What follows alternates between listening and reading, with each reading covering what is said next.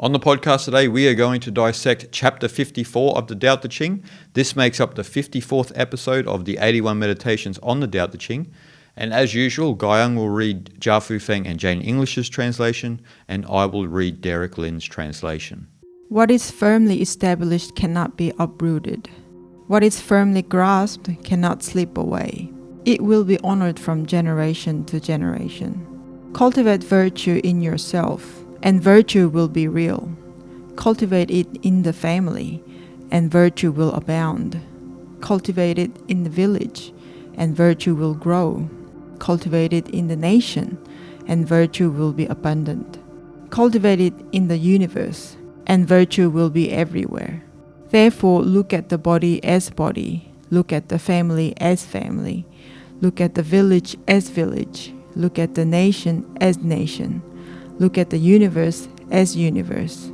How do I know the universe is like this? By looking. That which is well established cannot be uprooted. That which is strongly held cannot be taken. The descendants will commemorate it forever. Cultivate it in yourself. Its virtue shall be true. Cultivate it in the family. Its virtue shall be abundant. Cultivate it in the community. Its virtue shall be lasting. Cultivate it in the country. Its virtue shall be prosperous. Cultivate it in the world. Its virtue shall be widespread. Therefore, observe others with yourself. Observe other families with your family. Observe other communities with your community. Observe other countries with your country. Observe the world with the world. With what do I know the world? With this. So we find in this chapter, Lao Tzu speaks about virtue from the microcosm all the way up to the macrocosm. But first we need to speak about what virtue is from the Taoist perspective, and I often use the river analogy. So when we're speaking virtue here, we're talking about de. And so when we speak about de, the virtue of de in relation to the river is that when we are fighting the river, for example, we are fighting the current, what happens? We will drown, right? Or when we're holding on to the banks of the river and the river's continually going, the current, we're holding on because of fear, right? So we're not trusting the river of the Tao. And so what happens when you let go and you stop fighting the current? The Tao's power becomes your power. And this is what de is, this is what virtue is. And this is one of the greatest analogies within Taoism. And this is the type of virtue Lao Tzu is speaking about. He's not speaking about a moralistic virtue. He's speaking about an innate organic virtue that's related to nature. Yes. This second paragraph, when it mentions the virtue, it does sound something to do with the morality, right? But yes, it is not much to do with the morals here. It's more so to do how it is beneficial to follow the Tao from individual level to the universal level. That's what it's really talking about. Yeah. And so we see this from, as he said, the individual, the family, the community, the world, yes, the universe. There's this whole gamut of virtue. And there is actually cultural aspects to this, right, within ancient China.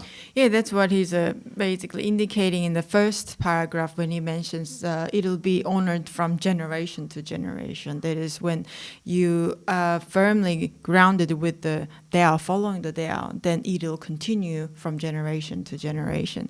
Here, what he's alluding to is that, as a lot of people know, in ancient China, and still getting practiced in China and Korea and maybe Japan as well, is it ancestor worship, as you know. And I think it's a big thing. So like Chinese New Year is a big thing, as everyone knows, because it has that cultural aspect which come from the ancient China. It has a very long history. So in ancient China especially, treated paying respect through the ritual to their ancestors is like a really big thing. So in ancient China, if your kingdom had fallen from outside influence or just dying from inside or something like that, that if you were living in that kingdom, if you belong to that nation or kingdom, then you weren't allowed to practice that ritual anymore. So again, it's a huge disadvantage as a Chinese people, right? You cannot practice your traditional ritual, paying respect to your own ancestor, which they believe gives them the prosperity of their younger generation, coming down the generation to generation from practicing that ritual. But yeah, in ancient China, if your kingdom had fallen or destroyed, then you weren't allowed to practice that ritual. So which is very, very sad. And they have this strong belief that paying respect through the ritual, giving them prosperity, but they no longer can practice it. So that means, their belief has been a bit squandered. So that, it's not a very good thing for their family. No. Yeah. And you see this a lot with many different cultures all around the world, right? Where a culture will demographically swamp another culture, and the first thing they do is make them stop practicing their traditional culture, their rituals and this and that. So it's no surprise they did it also in ancient China, because it's been sort of part of the course for many countries who take over other countries. They force them into stopping their ritual worship and their traditional customs, actually. And as you know, and as many people know, like in Asia, ancestral worship is a massive part of most cultures, no matter whether it's Taoist, Buddhist, or even Hindu, right? So in Thailand, you'll see the spirit houses in everyone's house where, you're paying respects to your ancestors, your lineage. In Korea, for example, in China, and in India as well. When you and I visited my parents' grave, we did forms of Hindu and Korean ancestral worship. So it's not so much a part of the West or the developed world. And unfortunately, in parts of Asia, it's becoming background noise because of the affluence of certain Asian countries. But it is a big part of the spiritual tradition in Asia to have ancestral worship, and it connects you with something much greater than yourself too. That's right. Like, because you're not just thankful for your parents, you're thankful for their parents, their parents, their parents, the whole lineage, the whole history that has culminated in your own existence. Yeah, and so the Confucianism itself is somewhat based on that kind of faith. Faith is based on ancestry worship, so almost like paying respect to your ancestors, almost like respecting to God, basically, for them. So yes, you do pay respect to your ancestors who you never met, great grandparents, right? So, but again, that ritual that coming down from generation to generation, keeping some sort of that lineage. Again, the lineage is a big thing in the Far Eastern Asian countries, to keep that prosperous and healthy, and younger generation of that family become healthy and become successful in society, or become good people in society, get respected, and all these things were very, very important. So that if you cannot hold those rituals anymore, it was the big punishment. So that I think here in this chapter, Lao Tzu is explaining, if you don't follow Tao, if you don't practice the Tao, this is the kind of consequences that you will have to face. So you better follow the way, the Tao, and follow the virtue. Yeah, and that's very important. Like, as he mentions, like from individual, family, community, world, universe, is that following that virtue. And if we look at the world now, we've turned our back on virtue, Tao, so to speak. And what I was going to mention, actually, in relation to ancestral worship too, I like a passage from the Book of Merdad, for those who have know that book. And there's a famous passage in there where Merdad says, "What ancestor could I worship apart from God?"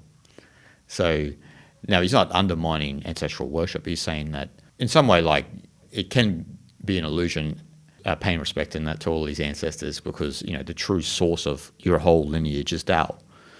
But at the same time, they are an aspect of that, and I really like that message that he says in that, because it's paying respect to your ancestors is a form of paying respect and worshipping the ultimate source as well, because you know that all the rivers run to you where you are in your current existence, and you are paying respect to all those other life rafts that got you to where you are, meaning people, and it all came from that ultimate source, right? Yeah, that's actually a very correct way of looking at it. Yeah. And again, that puts in a perspective with a little bit of a Christianity, whereas Christianity came from identifying king as a god, right? It's very, very, very opposite, right? Yeah. So it is a beautiful thing to worship your ancestors as God, and we know that, as you mentioned, with the Hinduism as well in India as well, that how the family is very tight unit. Unfortunately, China and the Korea, Japan, those countries become a little bit more individualistic, unfortunately, so that they they still do pay respect and holding rituals in those special days, but they don't hold it as firmly as it used to be. Like even when I was a young child, it was a really big deal. It meant something. It really meant something. But nowadays, it's something that ticking the boxes. Like these are what you need to do, and like even offering food and things like that. Right? That's very traditional custom in all long history, civilization and culture. And those food that we really give a lot of love, and then you harvest these vegetables and fruits from your own farm, and you prepare for the worship and this and that. But nowadays, for example, in Korea, there's a lot of companies who does everything for you. Like you just pay them money and they make all the food ready, and then you just need to put on the table, basically. Yeah, I've seen that. Yeah, so it's a little bit like that these days, but these traditions mean a lot, and they should continue to follow, and maybe they start to recognize what it really means to hold those rituals to the young generations. Definitely important. And as Lao Tzu is warning us in this chapter, that once we lose those rituals, we kind of lose the Tao a little bit. We lose an essence of our own nature, of our own tradition, because maybe a society has overrun your certain culture, or another culture has overrun your culture, or affluence has become the main priority in your life. Money, greed, lust, all of these things that eclipse the Tao, actually. It's not to say that you shouldn't have financial freedom. Lao Tzu's not saying that. But he's saying, is that the forefront of your attention? Is that the main focus in your life? Or is it always the Tao? And what comes will come. Sometimes you might make $1,000. Sometimes you might make $50. Who's to say what's better or worse? Obviously, that's determined by your own life situation. But Lao Tzu is saying, if you keep steadfast to the Tao, things always have a way of working themselves out when you stick to virtue. When you allow things to just be as they will and stop interfering with the world, and in some sense stop interfering with your own life as well. That's right. And so it's better for your family. It allows your family life to be as it will without interfering with every little thing your kids are doing, or your parents are doing, or your grandparents. You're just allowing them to grow naturally as they are. Likewise with communities and the greater society.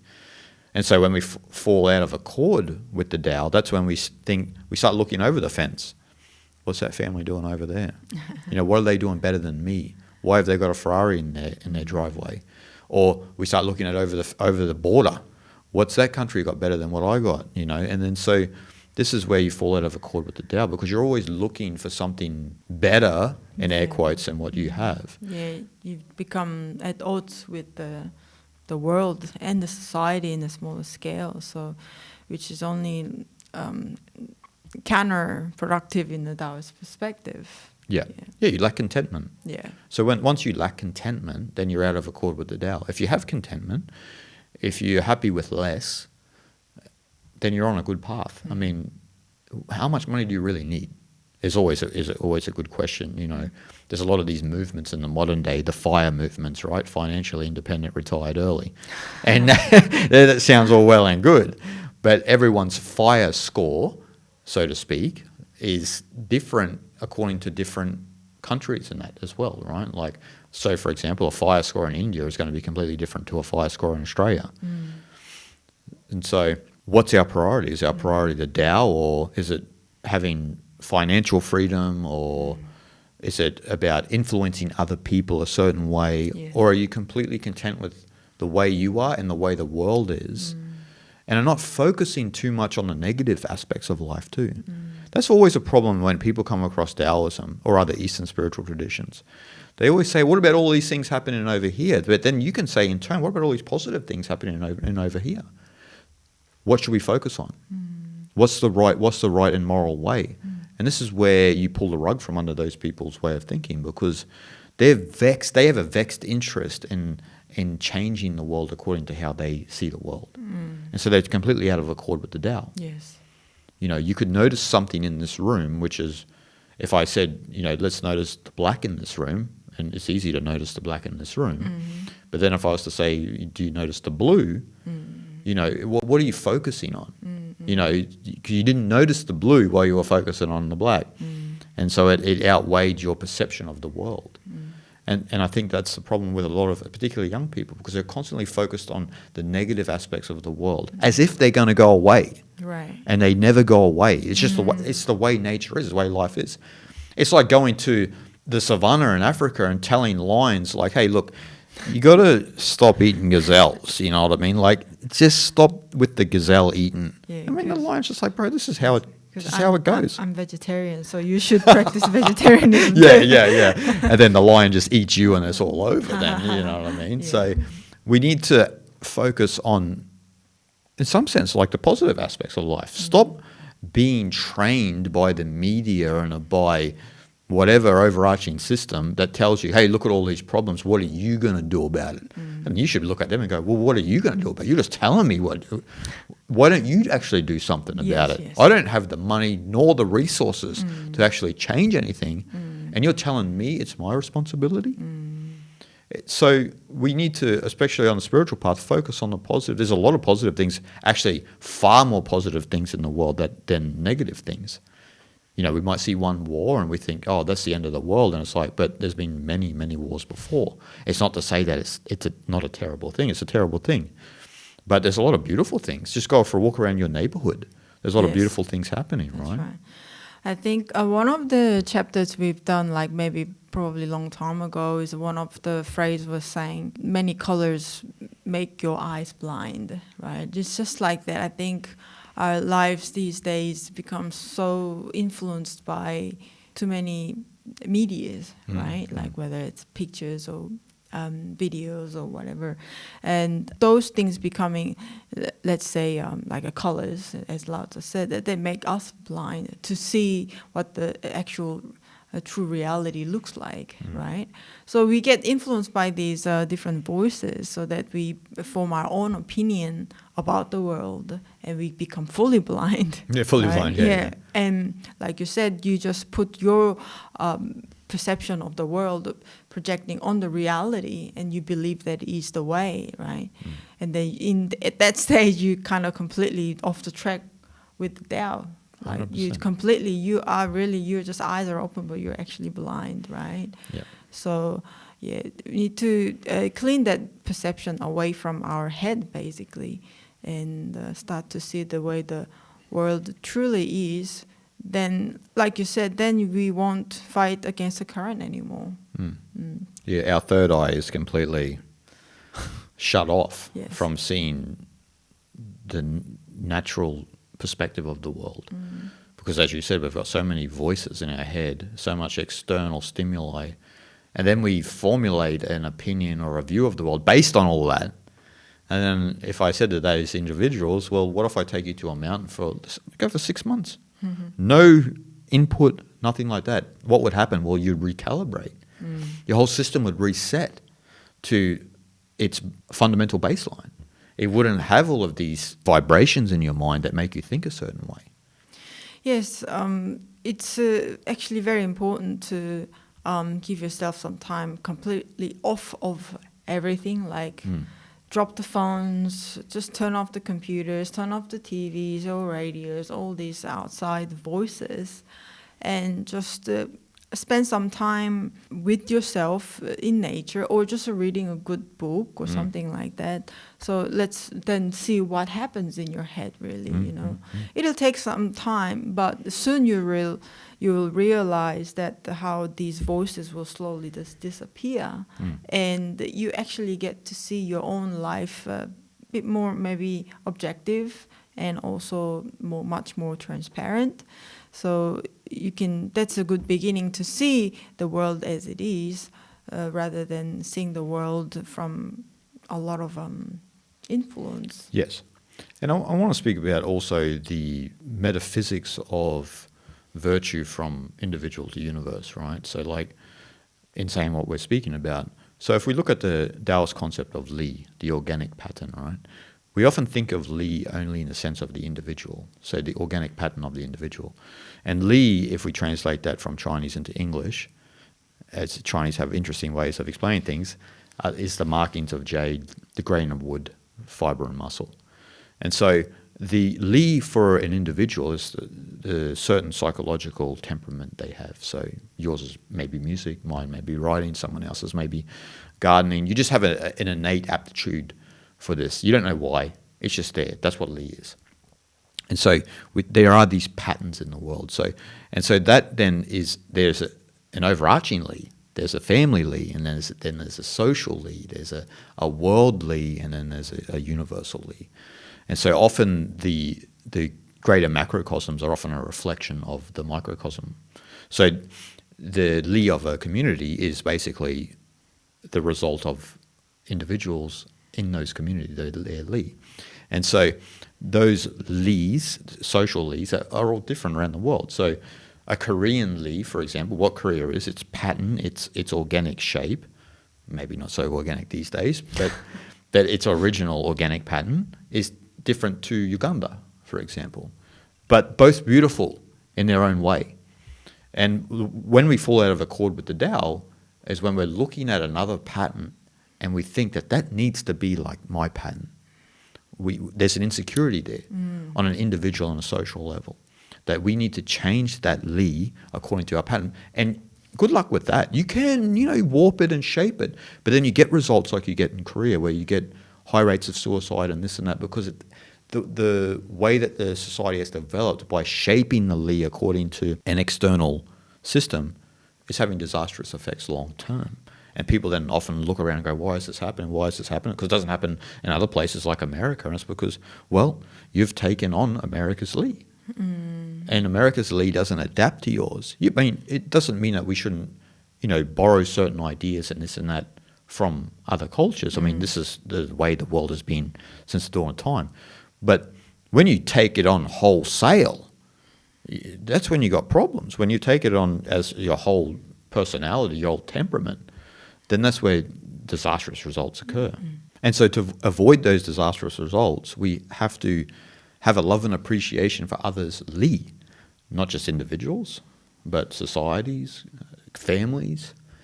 We usually don't have a problem appreciating another person's Li, right? Like if you provide great music for people to listen to, everyone's happy. But usually when it's at a social level or a cultural level, that's when other cultures and societies have problem with that certain Li. And you'll see certain societies and cultures around the world speak about other countries and cultures saying that they're in opposition to their way of thinking. And it's like, why do you have to think about it in a sense of opposition? Why don't you think about it in the sense of being different? And there's nothing wrong with being different. Once you have an understanding that there is a difference, then you can start to build mutual respect instead of having a certain passive-aggressive tolerance, which is what a lot of cultures and actually people do this on an individual level, right? They have this passive-aggressive tolerance for other people instead of having real mutual respect. And so we need to understand and appreciate others' Li just as different. It's a different pattern. Yes. We don't see trees arguing with each other because a tree has a different pattern, or, we don't see a lot of animals arguing with each other because they have different patterns. There's an appreciation and there's a naturalistic symbiosis. Yes.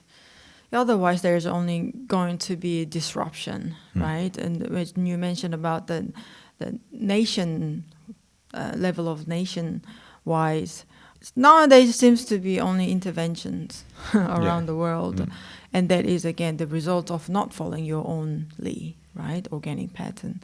As you said, we don't have to necessarily see other nations' way as an opposition. They're just different, right? And just again, that applies the same to individual level. If we don't follow our natural way, the organic pattern, the li, then the result of that is like in Korea these days, that so many number of people are dying alone, whether that's natural death or suicide, and there's actual profession for it, to like a cleaner, they call it cleaner. That's insane, isn't it? So it's kind of specialized cleaner, basically. So that cleaner might be the first person to witness the body and all that, the level of living and the house and apartment or whatnot. So yes, that is the result of when you don't follow your organic path, the li.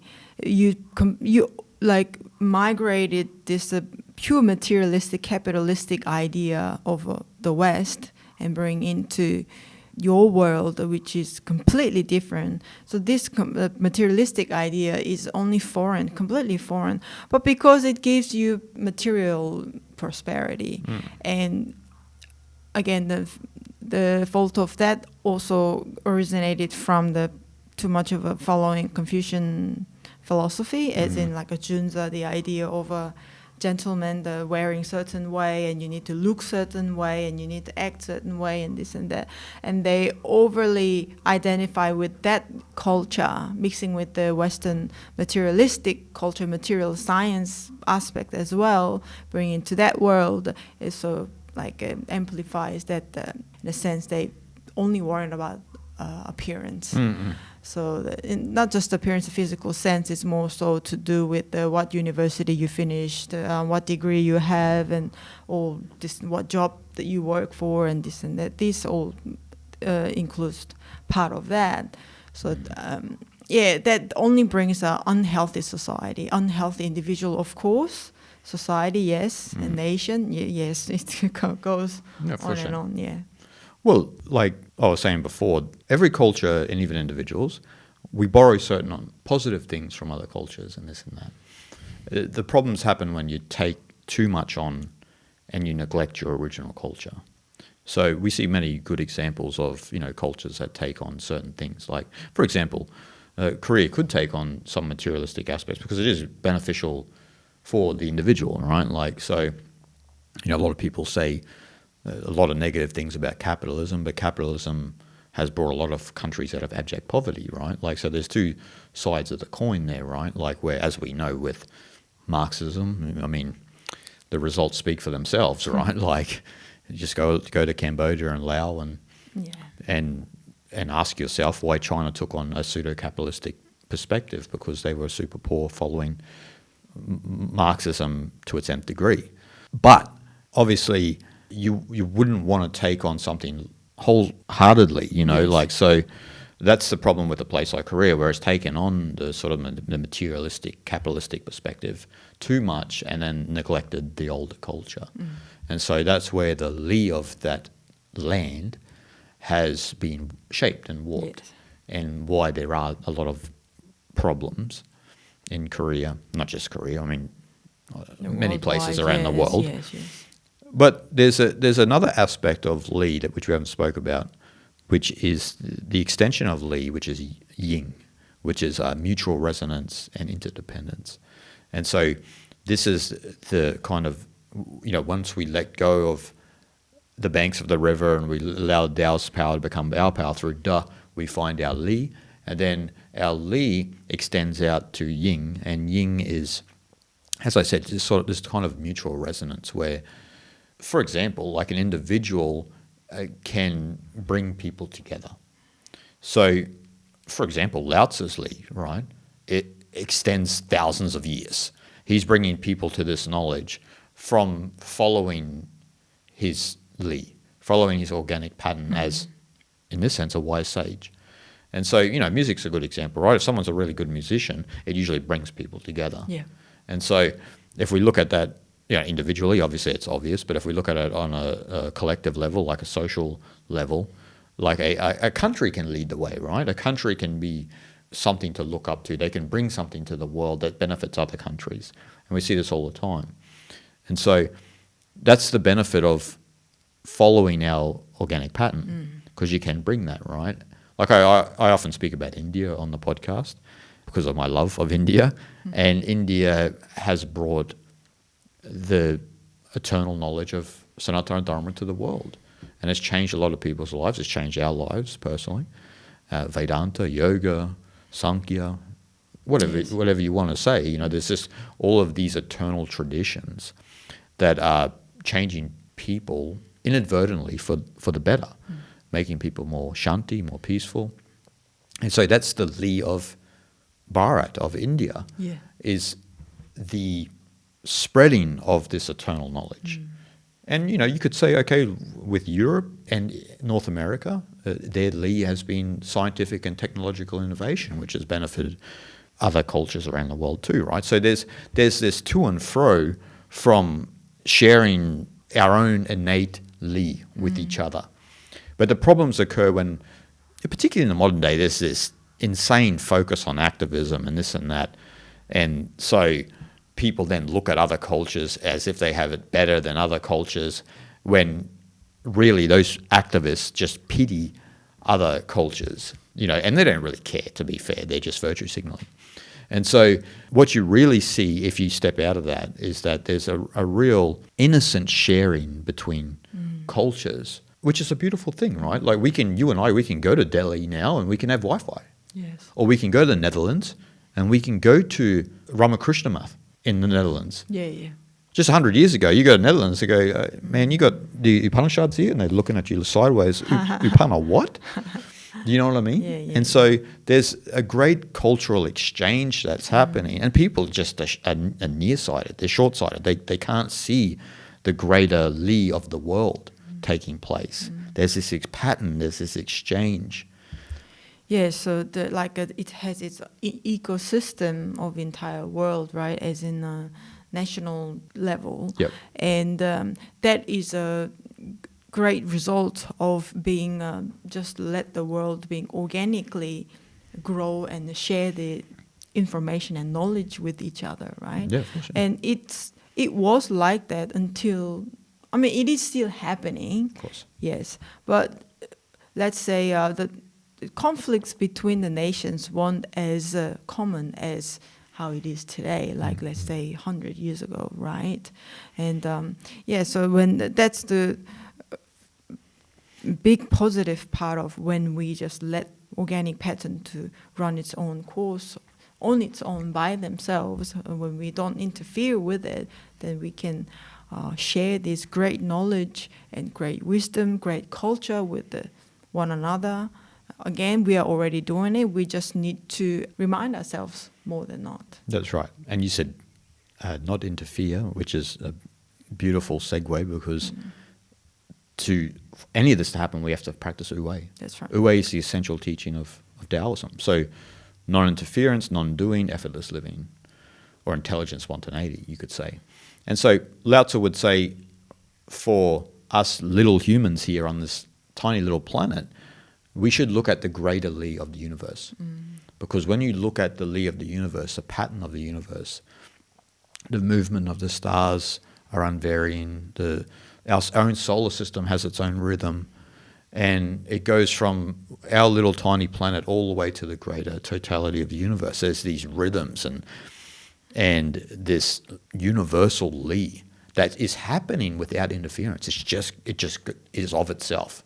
It's as nature is, right? That's if you go into the woods, nature is just of itself. It's just happening, and everything is in harmony.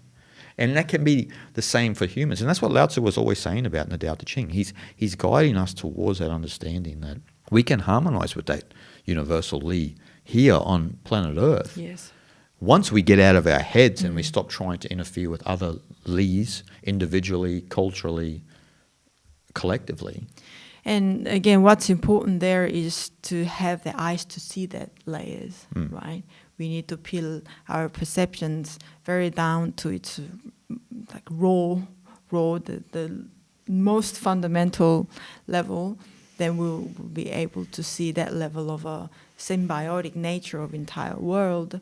Then we'll be able to follow that, because we will then truly know what that is and what it actually does, because it does itself without our input, any influence, any interference. Beautiful. Guys, we hope you enjoyed, and we'll see you guys next time.